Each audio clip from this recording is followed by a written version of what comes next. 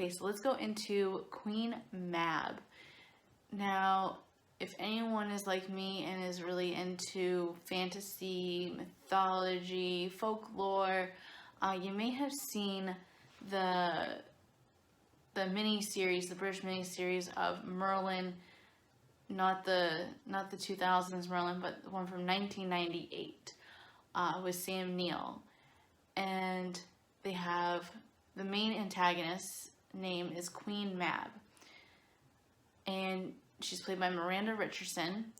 And Miranda Richardson also plays the Lady of the Lake in the same series, which is supposed to be Queen Mab's twin sister.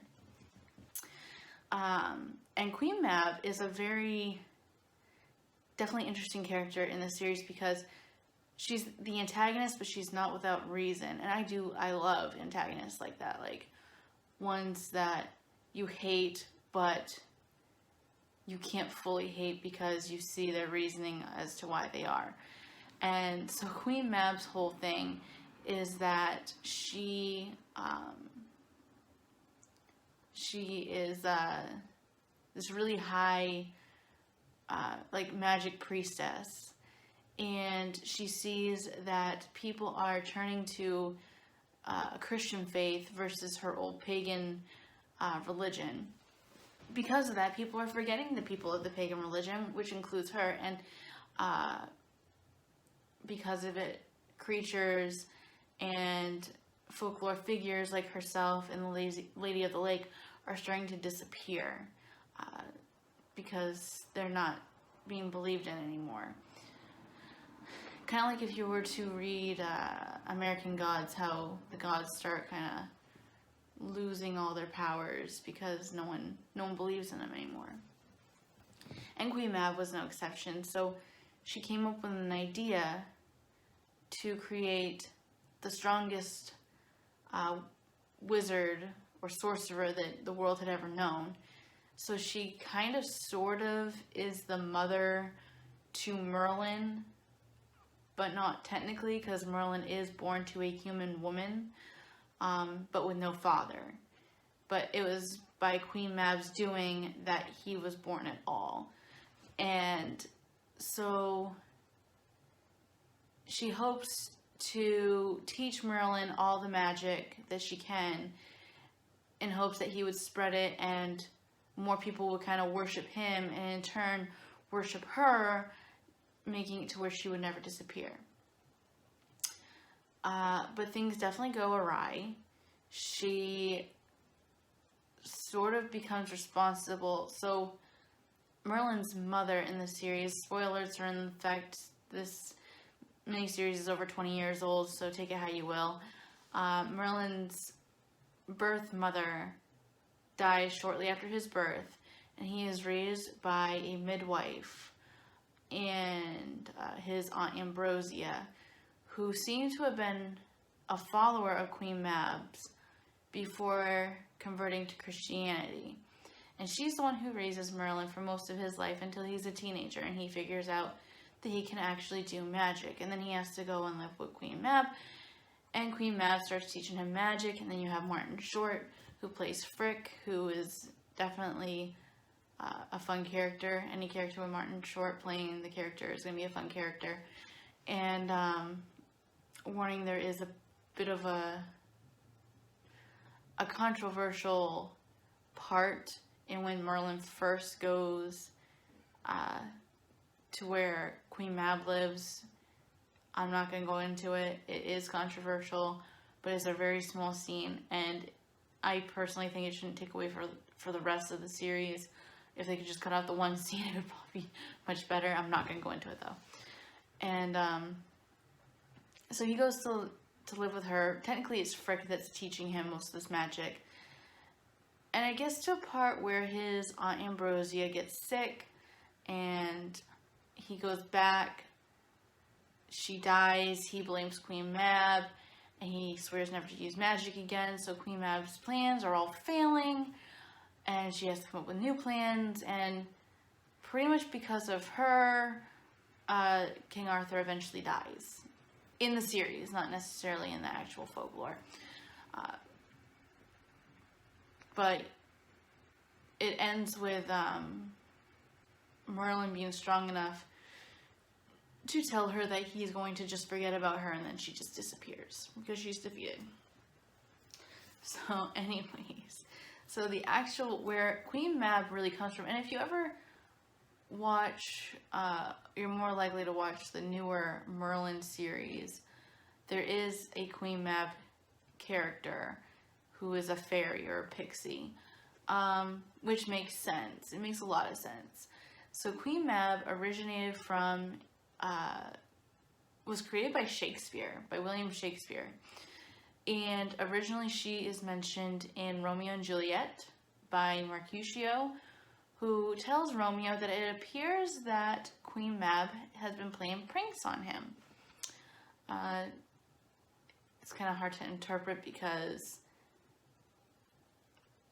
just the plays at the time, unless you're like really paying attention and reading, a lot of Shakespeare's plays can be kind of difficult to read.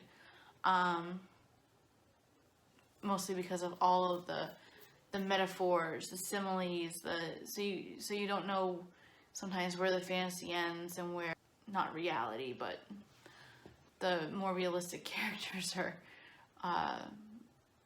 when they're trying to make a point. So anyways, Queen Mab is introduced in Romeo and Juliet as just like a quick explanation, a quick description, and then she's gone again. And how he had put it is that she is Queen of the Fairies, and she plays pranks on sleeping men by riding her chariot over their noses, something like that. And she's also said to be the midwife of the fairies. Another notable writer took Queen Mab. In 1627, the writer Michael Drayton wrote, what is it called? Nymphadia, which was supposed to be a poem, and it has Queen Mab in it as the wife of King Oberon, who was king of the fairies. And they just say, it just goes into how powerful she is and who she is. And then a lot more other writers would use her as a character, side character, in their own works. Eventually in A Midsummer's Dream by William Shakespeare, Queen Mab is replaced. And some people think that she's the same person still, just with a different name. But she gets replaced with a new Queen of the Fairies and wife of Oberon, Titania. And depending on how you look at it, they could very well just be the same person, just with different names. Because it's also said that he had used other names for Queen Mab, like I think one was like Gladys or something close to that. But when you're a writer, you just reuse characters, and I don't know. So she was replaced by her own creator's hand as Titania, and I think Titania is more well known as Queen of the Fairies in English folklore today versus Queen Mab.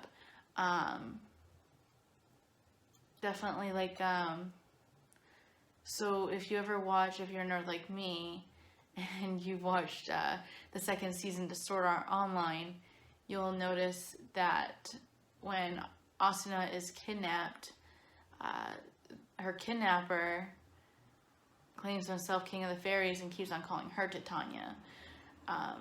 So Titania is definitely the more well-known out of the two queens. But depending on what you're looking up, and I'll leave links down below to where you can read up on yourself if you'd like. In some cases, they are evenly matched and different people, and in other cases, they are the exact same person, Queen Mab and Titania. So let me know if you have seen the series, because I feel like not a lot of people may have seen this series, but I feel like more people should see this series. The graphics can be cringy sometimes because they are 1998 graphics, and like I was just a kid at the time when it came out, so to me it looked amazing, and now that I'm older, it's like Oh. But yeah, leave a comment down below what you think. If you think there's a character that you might want to hear more about, but you don't want to do the research on for whatever reason, or you just want to hear me or you just want to hear me talk about it. So like poor Queen Mab, eventually people just forgot about her, like what Sam Neill did. But yeah, so like, comment, subscribe, share with your friends. Let me know what you might want to hear. And that's all, folks. We forget you, Queen Mab. Go join your sister in the lake and be forgotten.